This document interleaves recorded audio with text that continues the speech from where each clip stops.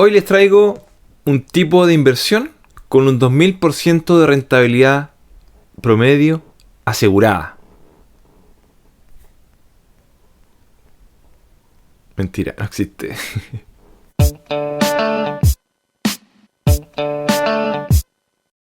Existen variados tipos de inversión financiera, riesgos y retornos. Todo esto muy variado y no asegurado, dependiendo del tipo de instrumento que quieran elegir. La semana pasada, durante un viaje que estaba realizando por temas de salud familiar, me llegó una solicitud de cotización por un servicio de formulación. Sí, no tuve problema en responderlo. Me demoré un poco, estaba ocupado, así que no lo pude hacer tan fluido. Esta persona necesitaba entonces que yo le formulara un proyecto el cual entrega cerca de 4 millones de pesos. ¿Ya? Básicamente le di mi tarifa, que la voy a transparentar. Le coticé en 200.000 pesos la formulación. Eso es algo promedio de lo que yo puedo estar cobrando, cercano a un 5% de lo que es el subsidio de un proyecto. Es algo que se hace normalmente. Entonces me llega este mensaje cuando yo le respondo el valor, la cotización. Me responden lo siguiente. Para quien no esté escuchando y no viendo, se lo voy a leer. Esto porque también aparece en un podcast. Esto no es solamente de video, también va a podcast de Spotify. Entonces dice: no hay problema que esté de viaje, se entiende. Una carita, no sé, XD. Pero los 200, ¿y se asegura que se gana? Yo quedo como... Yo no puedo asegurar el éxito de nadie. Nadie puede asegurar el éxito de nadie. Cuando se asegura el éxito de un proyecto, arranquen de ahí, eso no existe. Nadie puede asegurar que un proyecto va a ser exitoso o vaya a ser aprobado, a menos que tenga santos en la corte, que conozcan otras realidades, que en este caso claramente es muy escaso. Y eso realmente no pasa, no lo vamos a nombrar como algo probable o que suceda constantemente.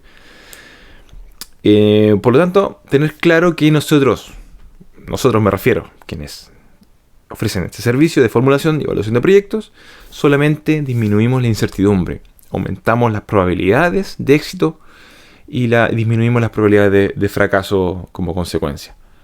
Pero no aseguramos en ningún caso el éxito. Nunca lo he asegurado. Mi tasa de éxito, si bien es elevada, cercana al 70%, no le aseguro a nadie el éxito de un proyecto. Uno nunca termina de aprender, nunca termina de perfeccionarse, nunca termina de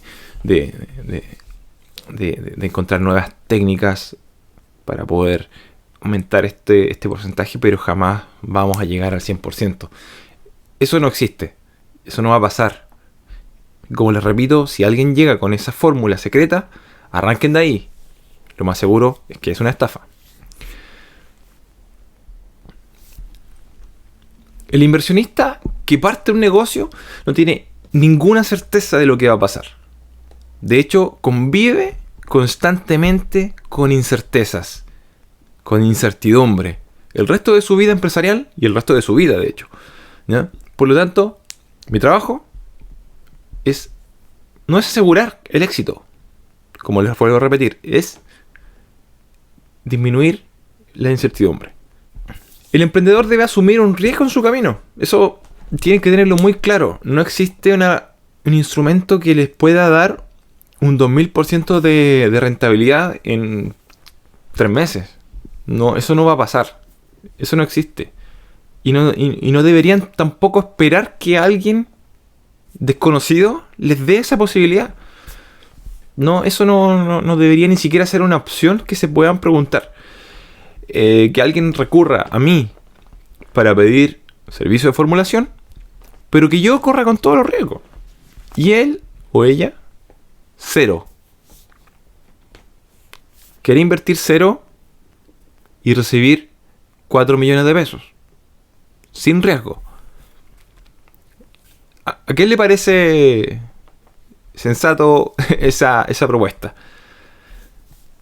Quien la formula está destinando su tiempo. Hay un costo de oportunidad. Entre que está formulando ese, deja de hacer otras cosas. Deja de ganar otros recursos. Deja de crecer como persona por formular ese proyecto que esa empresa o persona está arriesgando cero. De que solamente puede ganar mucho o no perder nada. No tiene ningún sentido. El que sepa de una inversión como esa, que me avise. Así nos hacemos todos millonarios. Yo invertiría todo a ese instrumento. Incluso le doy un porcentaje a quien me da el dato. De verdad le estoy diciendo. Pasemos a hablar un poco de los instrumentos que existen. Puede que existan otros más, pero estos son los que yo más conozco. Que no quiere decir que yo invierta en todos, pero sí invierto en varios. ¿Ya? Vamos a pasar a mostrarlo. Bien, acá tenemos tipos de inversión. Tenemos, a ver, son 8. Como les repito, hay más, pero son las que más conozco. Tampoco soy experto en esta temática de finanzas o de inversiones, pero sí las conozco y me he metido tanto que ya siento que puedo hablar y también puedo invertir sin mayor miedo, ¿ya? Tenemos los inmuebles, en primer lugar, que son bastante conocidos. Este tipo de inversión es el compra-venta de inmueble, compra-venta de terrenos, la compra y arriendo para poder vivir de las rentas de esta inversión. Normalmente los arriendos dan cercano al 6-7% de rentabilidad anual. Pensando en que pueda ser un buen número para poder invertir. Ya viendo el tema de las compras y ventas, ya un poco más variable. Ya quizás ahí ya se puede jugar un poco más, pero claramente es un poco mayor. ¿Ya? También hay un poco más ahí también de riesgo porque hay más hay más movimiento, pero no, es algo bastante seguro en realidad el tema de los inmuebles, siempre y cuando se estudie bien la temática. De hecho, una inversión riesgosa deja de ser riesgosa cuando ya te haces experto en esa área, ¿no? O sea, el riesgo va de la mano con la ignorancia en cuanto a lo que es esa temática. Ahora, la palabra ignorancia puede sonar fuerte, pero en realidad es el no conocer del área. Y yo soy ignorante en varias temáticas, así que no tiene nada de malo. El siguiente instrumento son los depósitos a plazo. Los depósitos a plazo, si bien son un tipo de inversión, yo más bien los veo como un tipo de ahorro. Pero bueno, veámoslo como un tipo de inversión. Actualmente, si bien la tasa de interés están súper tentadoras, cercana al 10%, es porque la tasa política monetaria está elevada también. Está muy elevada, sobre el 11%. Entonces, si bien está cercano a lo que es la tasa de política monetaria, nos estamos refugiando solamente a lo que es el tema de la inflación. No es que le estemos ganando a la inflación o que estemos aumentando nuestro patrimonio en términos reales, sino que en términos nominales, ¿ya? O sea que solamente en cuanto a número, pero no en capacidad adquisitiva. Esa es la verdad. Normalmente los depósitos a plazo dan una tasa anual de rentabilidad, sí, cercana al 2% normalmente. No es mucho más. Depende mucho del banco, pero es súper bajo lo que da. Como ejemplo, si alguien tiene 1 millón de pesos en depósito a plazo, estaría al año ganando 20.000 pesos normalmente. Lo que ahora, actualmente cercano a los 100 mil pesos. Es mucha la diferencia. Es mucha la diferencia actualmente. No soy muy fanático de los depósitos a plazo. Por lo que les comentaba, no le gana a la inflación. No optamos a grandes crecimientos. Actualmente sí puede ser. Por lo que acabo de comentar, la tasa política monetaria, el tema de la inflación, aumenta la tasa de interés para que exista menos dinero circulando en el mercado. Al haber menos dinero circulando en el mercado, ya hay menos capacidad de compra, menos capacidad de consumo. Al haber menos capacidad de consumo, los precios comienzan a bajar.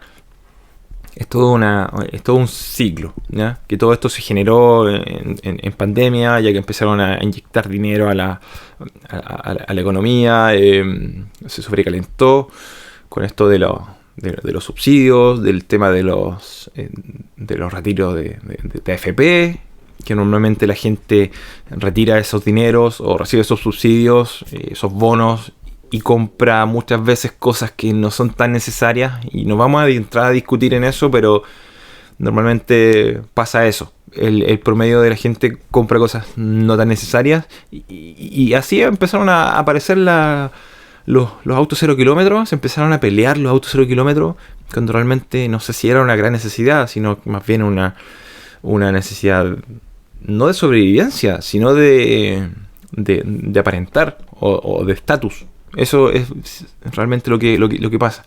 Y no solamente con los autos, pasó con otras cosas más. Televisores, muchas cosas. Ya, era un consumismo terrible. Pasamos de los depósitos a plazo a los fondos mutuos, que tampoco son muy fanáticos, debido a que poseen comisiones que son poco tentadoras. Los fondos mutuos agrupan algunos pedazos de acciones. Hay alguien de por medio que está invirtiendo nuestros fondos. Junta gran cantidad de gente e invierte ese monto en acciones por ejemplo, de la bolsa de Wall Street, de Estados Unidos. Invierte en eso, no siempre le apuntan. A veces los fondos mutuos pierden un poco, a veces ganan, y las comisiones te comen un gran porcentaje de lo que ganas. Y eso es porque hay alguien de por medio.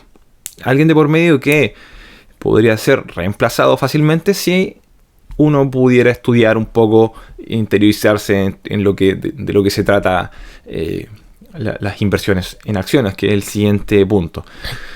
Las acciones son pedacitos de empresa. Cada país posee su bolsa donde puede invertir en acciones. Normalmente en Chile tiene su bolsa que por décadas ha estado funcionando. Entonces invierte en Chile o en Estados Unidos, en Wall Street.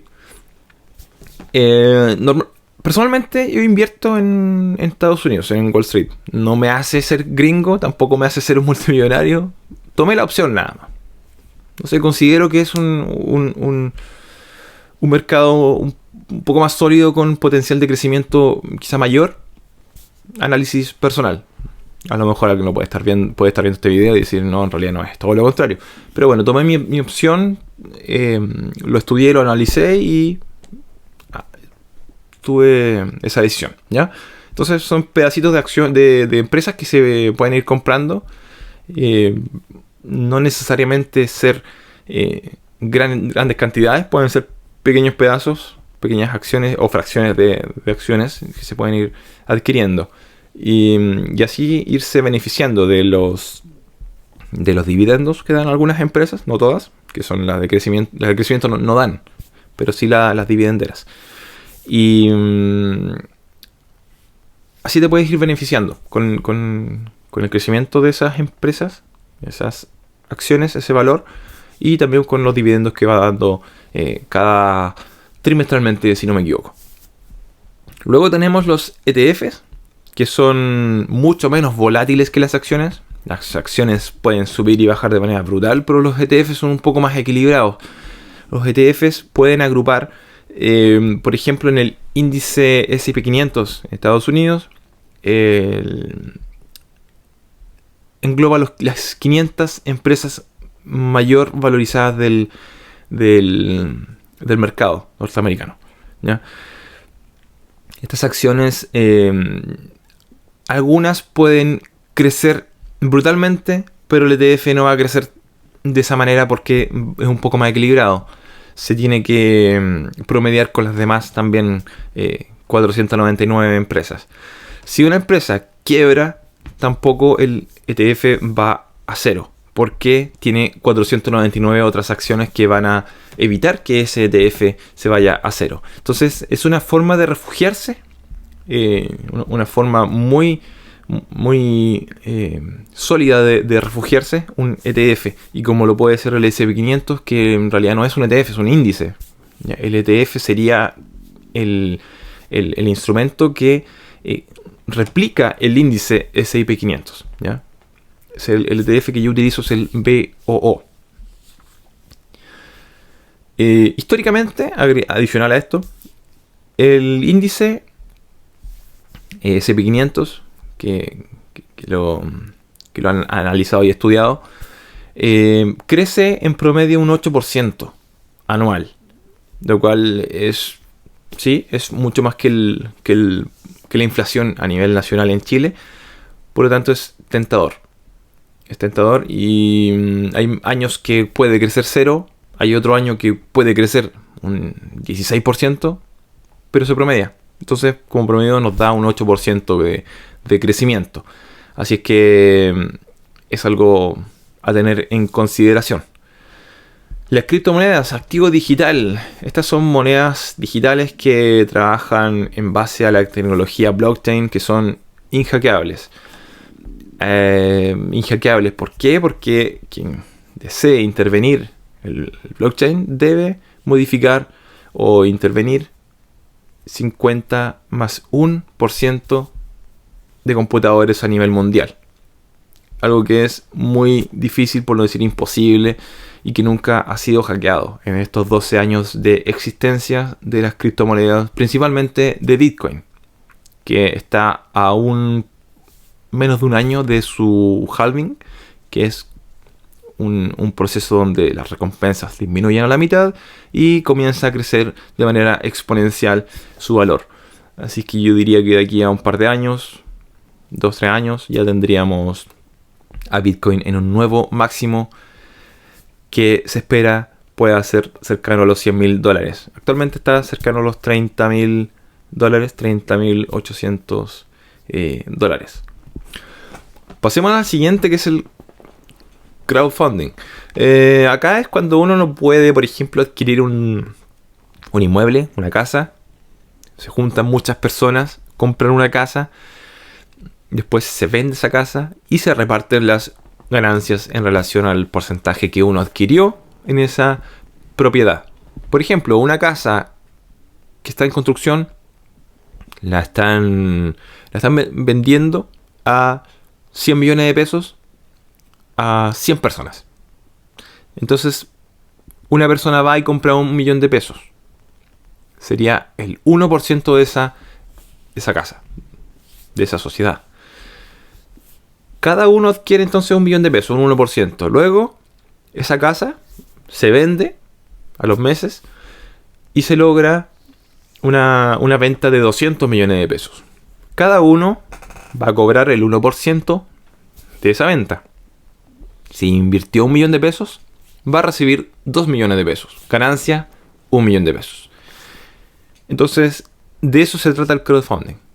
De dar la posibilidad de acceder al comercio inmobiliario a personas que normalmente no podrían porque no califican para un crédito hipotecario, no poseen el pie o no desean congelar su patrimonio en inmuebles o arriesgarlo. El Capital Venture, tenemos el Capital Venture, que es el invertir en startups. Las startups son empresas disruptivas que tienen un potencial grande de crecimiento nacional e internacional. Normalmente el invertir en Capital Ventures es la inversión más riesgosa que existe. Esto porque de 10 empresas de las cuales yo puedo invertir, porque no sé, tengo 10 millones de pesos, invierto 1 millón en cada una. Bueno, 5 millones de pesos yo los voy a perder. Se van a ir a cero 5 empresas. 3 empresas van a cumplir a medias. Por decir, no lo cumplen. La meta o un retorno. Así que también voy a salir negativo con esa empresa. Con esas 3 empresas que menciono. Si invertí 1 millón, voy a recibir menos. Una empresa va a lograr a medias, no como se espera, y una empresa va a pegar el salto gigante y va a compensar la pérdida de las otras 9 o el no cumplimiento de las otras 9. Va a compensar y muchas veces superar lo que normalmente se esperaba. Se puede obtener buenas rentabilidades en este caso, pero es muy riesgoso.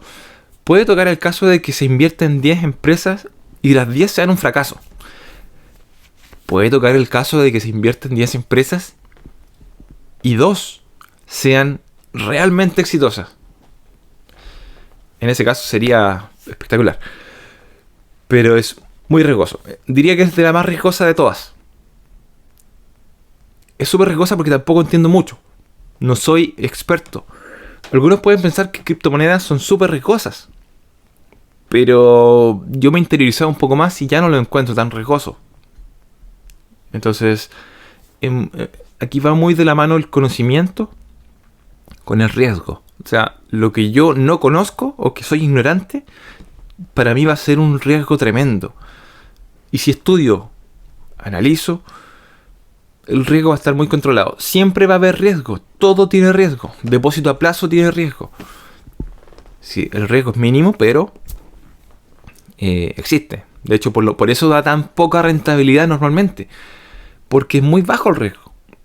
A más riesgo, es mayor la rentabilidad. Y cuando es muy bajo el riesgo, la rentabilidad es súper pequeña. Casi que no vale mucho la pena. Preferible invertirlo en algo que pueda generar otro tipo de rentabilidad un poco mayor. Si bien el depósito de plazo tiene riesgo pequeño, existe porque todos los países tienen un riesgo. El riesgo de Chile es muy bajo, pero bueno, hay riesgo. Hay riesgo de un colapso bancario a nivel país. Existe. Entonces, ya viendo todos estos riesgos o todos estos instrumentos, tipos de inversión, díganme o piensen, ¿es sensato que estén pidiendo un 2000% de rentabilidad o más sin realizar algún tipo de inversión? ¿O sin estar sometido o sin aceptar un pequeño porcentaje de riesgo? ¿Tiene algún sentido eso? No tiene ninguno. Y si alguien conoce un tipo de inversión que dé 2000% de rentabilidad en 3 meses, le pido por favor que me lo envíe por interno, que me envíe un mensaje y analicémoslo. Me gustaría mucho porque yo sé que no existe. Y si existiera, conversémoslo. Puede ser una relación win-win, ganar-ganar para los dos. O sea, si me dan la opción a mí de ganar 2000% en 3 meses, créanme que yo estoy dispuesto a conversar y entregar algún tipo de rentabilidad si realmente existe esa posibilidad. Así que eso. No quiero extender más el video. Solamente quería entregar esta reflexión de los tipos de inversión, las rentabilidades, los riesgos, y que todo trabajo debe ser remunerado. O sea, nadie trabaja gratis. Si estuvieran trabajando gratis, no les darían ganas de hacer otras cosas que pudiera ser rentable para ustedes. En la experiencia hay que valorizarla y valorarla. Y en ese caso se les pide respeto también a quien va a contratar el servicio. No por nada han pasado todos estos años y se han adjudicado proyectos quienes han confiado en mí y en mi equipo. Por lo tanto, eso, analícenlo, respeten a quien les van a pedir el servicio, a quien sea, respeten su trabajo, a quien está vendiendo en, no sé, artesanía, su producto en la tienda, en el mall, en cualquier lado, respeten su tiempo, su trabajo, su experiencia, porque eso hay que valorizarlo y no solo valorarlo. Porque valorarlo puede decir, oye, qué lindo, te felicito, me encanta. Pero también hay que valorizarlo. Hay que ponerle su precio. Y quien necesita un servicio debe tener claro que asume un riesgo. Y ese riesgo va de la mano con la rentabilidad. Porque si no, si yo les pudiera asegurar el éxito, cosa que no lo hago y no lo voy a hacer, yo les pediría la mitad del subsidio. Porque sería un ganar-ganar total para los dos. Eso. Así que nos vemos en el siguiente capítulo. Nos vemos, escúchenme en Spotify, en el podcast. Y suscríbanse, síganme, comenten, denle like y compartan. Eso. Nos vemos. Chao, chao.